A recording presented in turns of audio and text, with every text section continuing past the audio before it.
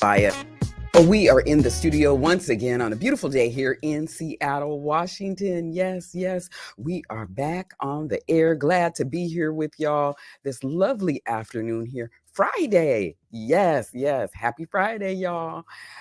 Yes, we have our guest here, Miss Priya Dandawate, financial strategist and trauma coach today with us. Oh, so we're going to be talking about all finances today, and helping us as business owners, individuals out there, to move forward besides some of the trials and triumphs it is that we have when it comes to finances. So Miss Priya, how are you doing today? I am doing great. How are you? Good, good. Glad to have you on the show with us this afternoon. We're going to go ahead and let me, before we jump into the interview this afternoon, is go ahead and give y'all some updates. Let you know what we're doing here at Women Empowerment Talk Radio, but also too Women in Business Expo Group. So, first off, we are working with Echo Glen Youth Detention Center. Yes, this is our second year with this program, and we are so excited. We are looking once again for those panelists, guest speakers to come on out, take part in our youth entrepreneurship program. We have some exciting guest speakers, it is. And if you are a guest speaker, if you are someone it is that is interested in helping the youth, with some entrepreneurship. Maybe you want to volunteer, whatever your service may be. We are looking for you. So if you are interested in coming out, taking a part of the Youth Entrepreneurship Program, you can definitely email us, Women in Business Expo Group at yahoo.com. Take a look at the website, y'all, www.wibeg.biz. There you can find updates and information, everything it is that we have going on. And again, like I said, we are looking for guest speakers, panelists, it is, those that want to take part in helping the young people there at Echo Glen Youth Detention Center. Our program is going to run this year from July to October. So if you are interested, and let me share this with y'all. You don't have to be here in Washington State. If you are located in another state, definitely we can have you on as a guest speaker, a panelist, a volunteer, whatever your interest may be. And again, like I said, you can go ahead and contact us directly. That's Women in Business Expo Group at yahoo.com for more information and details.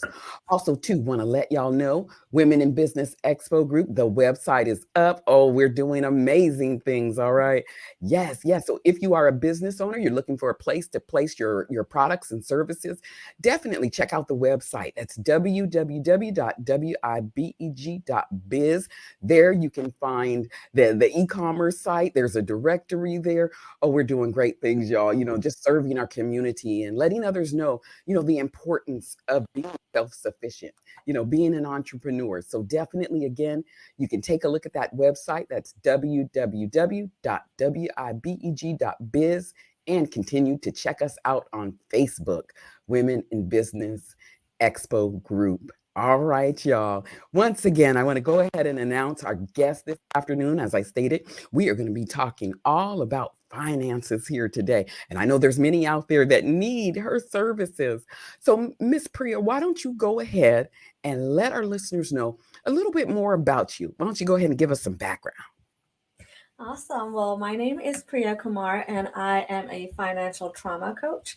And I focus mainly on finances, so in small business owners or in individuals.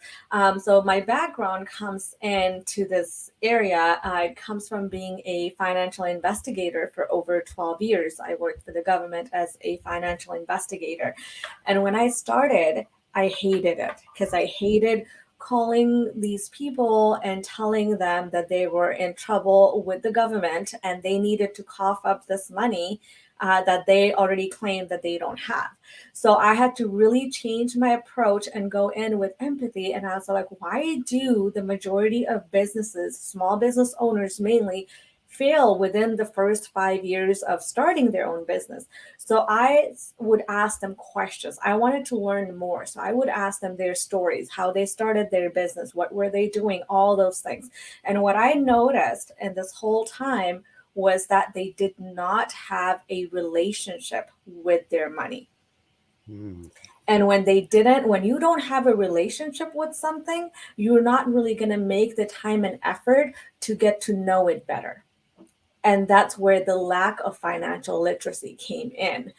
So yeah, so when I started coaching, I was like, I want to really attack this part from the psychological standpoint. What is it that's missing out here, right?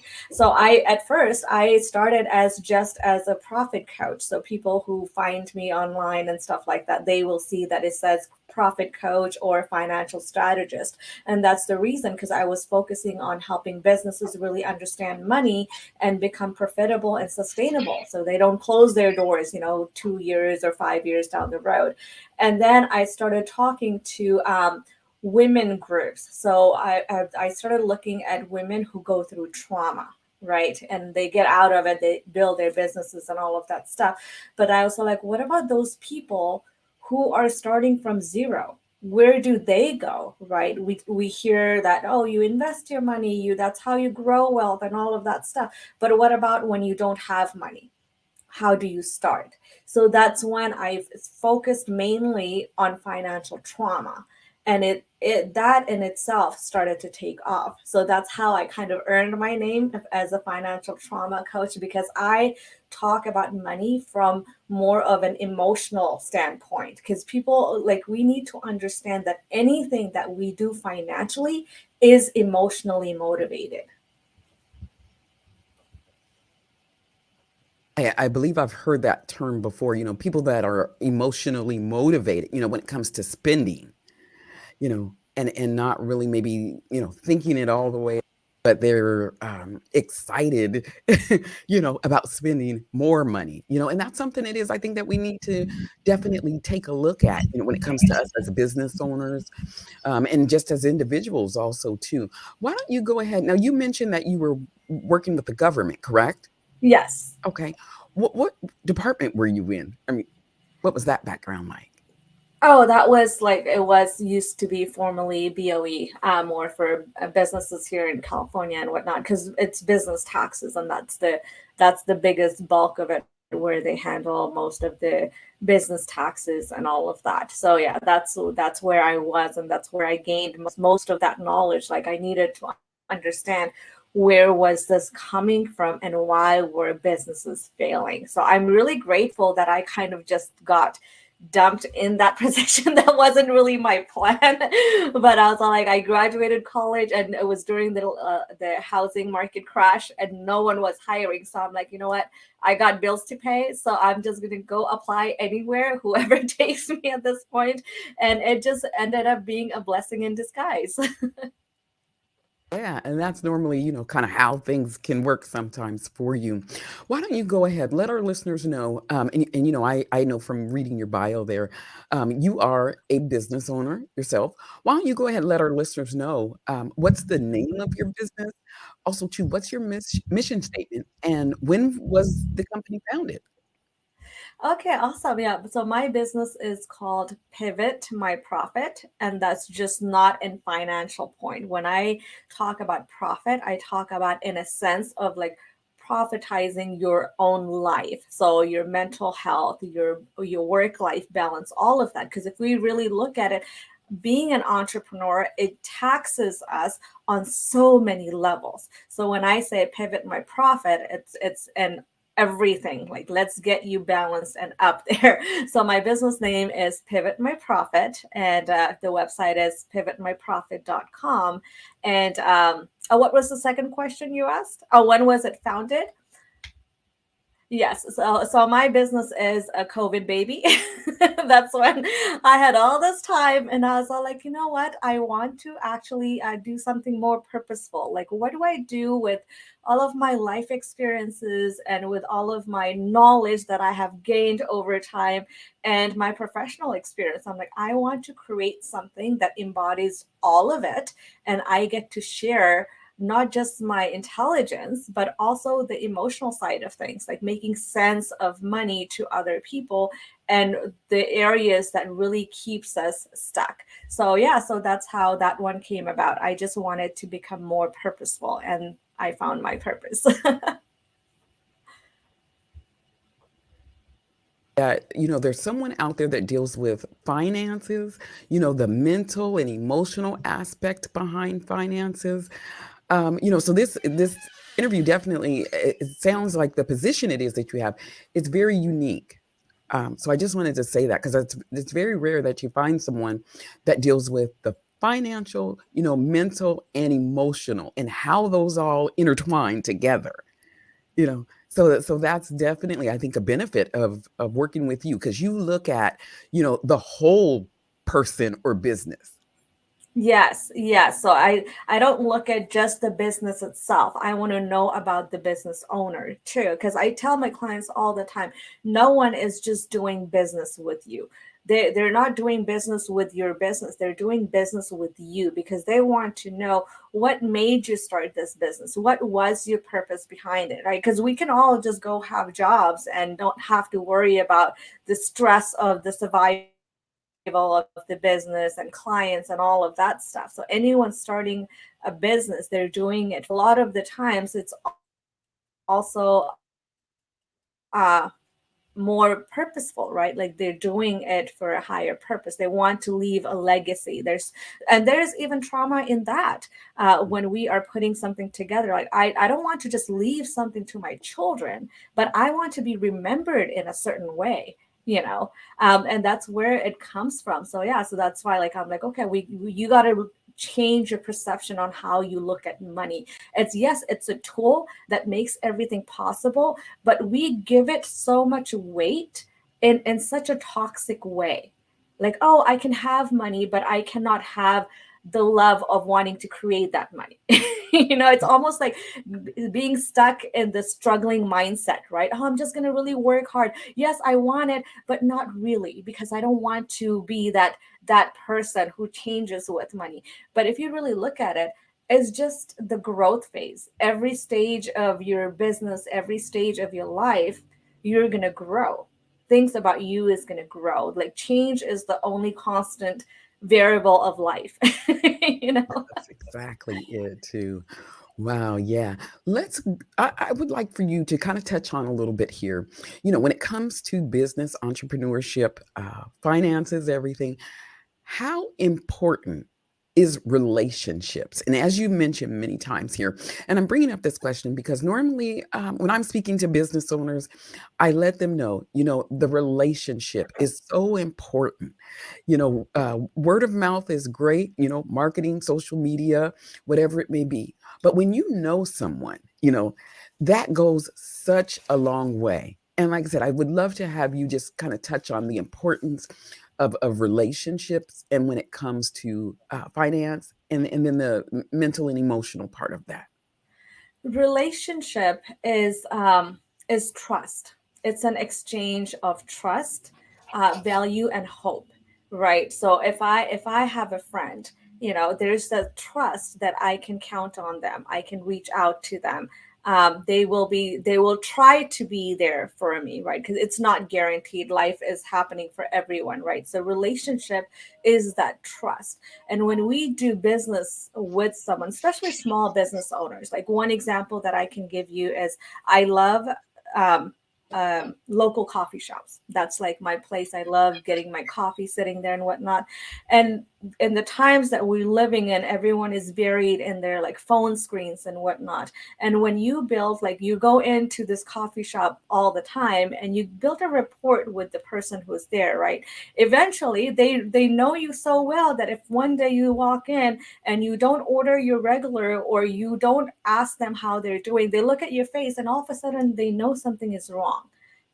That person from across the counter is going to ask you more genuinely, not just to be nice. They're genuinely going to ask you, how are you doing? Is everything okay? And sometimes for someone who may be going through so much, without really saying anything, that person feels valued.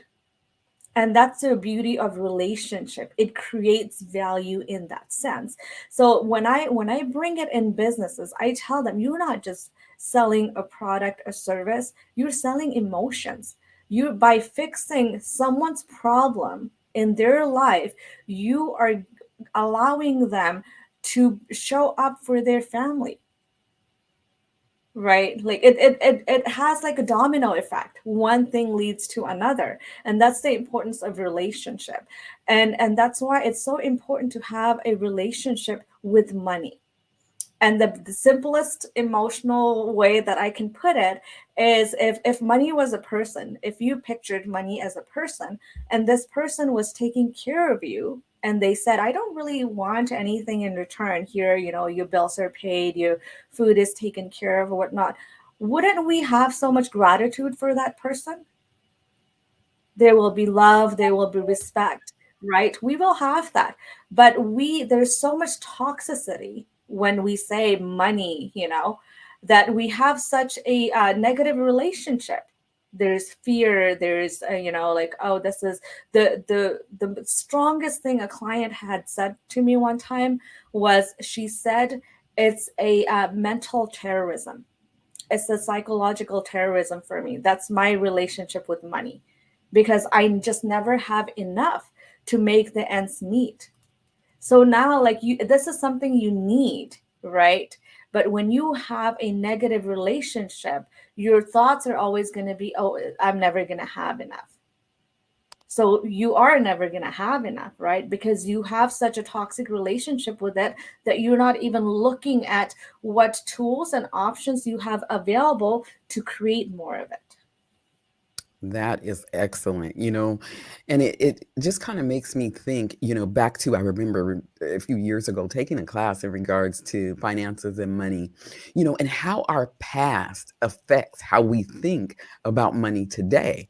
Maybe how we were raised, how our parents looked at money, Yes, yes, how that they, is something I yeah, yeah, I talk about it heavily on like generational money curse, financial trauma. It comes down like how much of it that we carry with us. Not only that we carry generational trauma, but we layer it with our own trauma on top of it.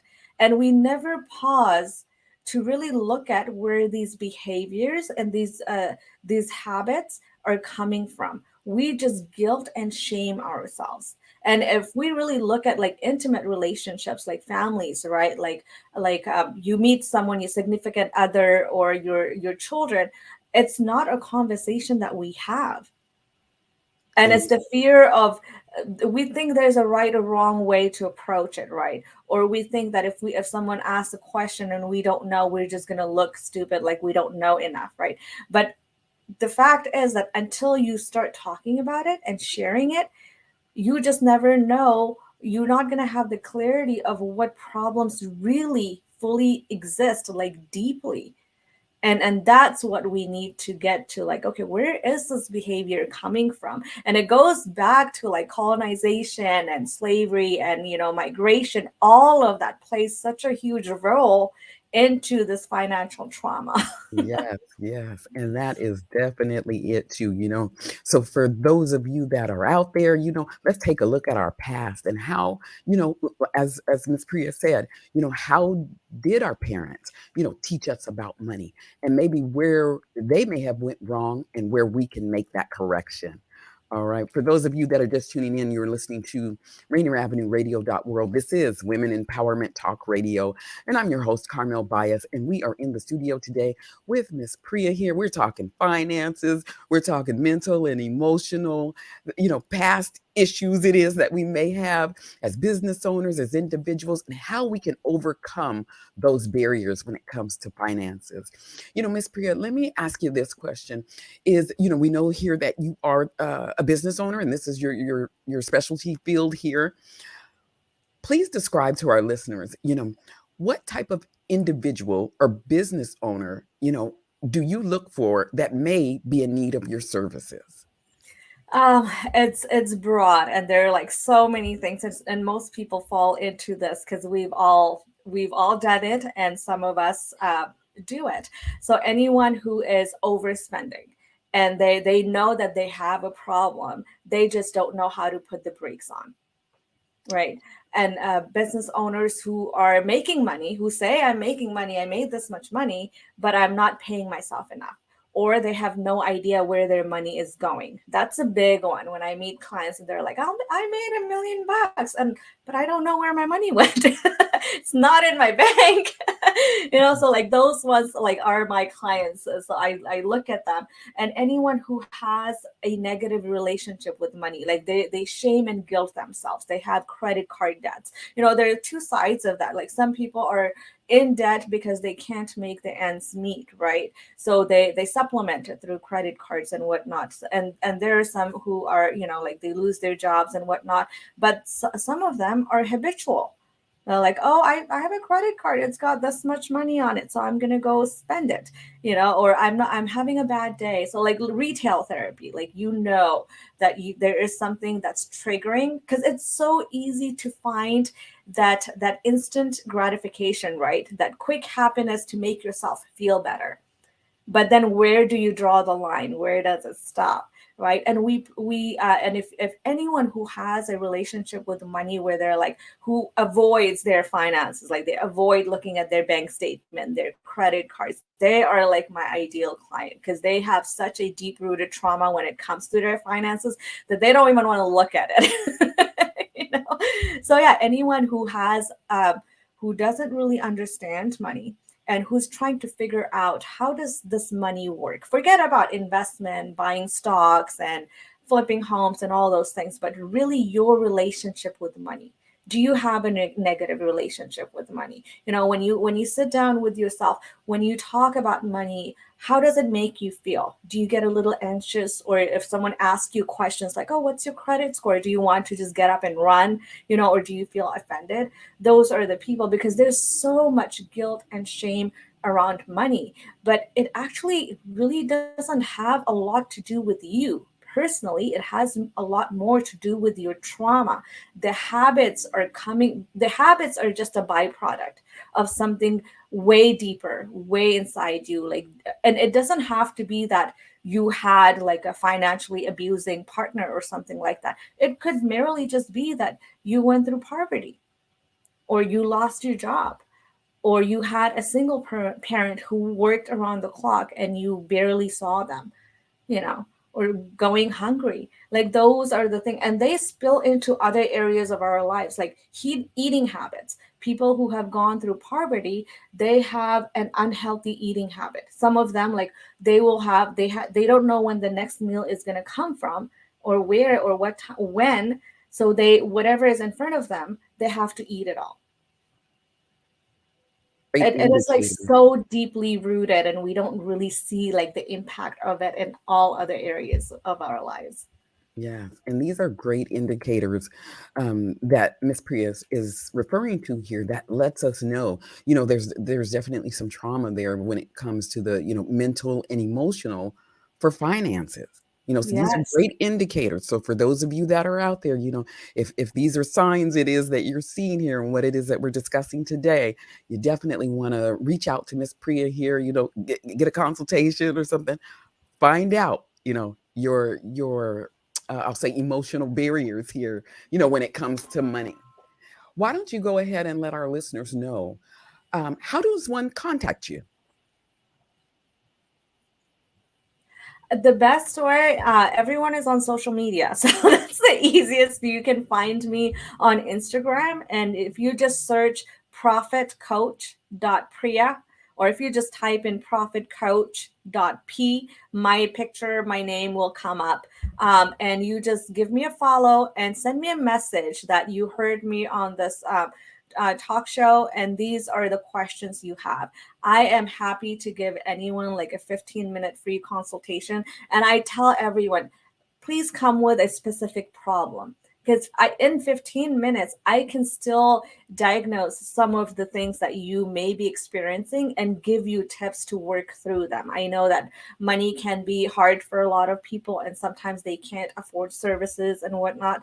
So, yeah, just come talk to me. And on there you will find like plenty of videos, and I do free workshops all the time on money and stuff like that. So that will be the best place to connect with me, because you will find resources. Or if you are starting a business and you are in California and you want to know what are some of the resources available for entrepreneurs, I will be happy to share them with you. And this way, like those who are like in a place where they're like, oh, I'm financially tight and I can't afford coaches or pay for services and stuff like that, you will always see some kind of free workshop taking place on that's shared on my Instagram. So you can plug into those and get the wealth of knowledge. Great, great. So let's mention those platforms again where one can find you.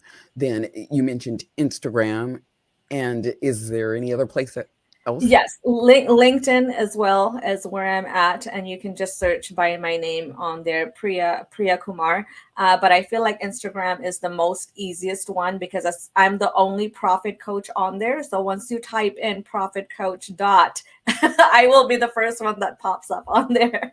It comes up. Awesome, awesome.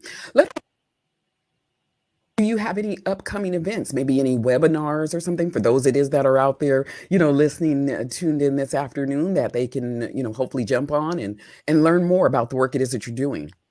Yes, definitely. Actually, next week on the 26th at 11 a.m.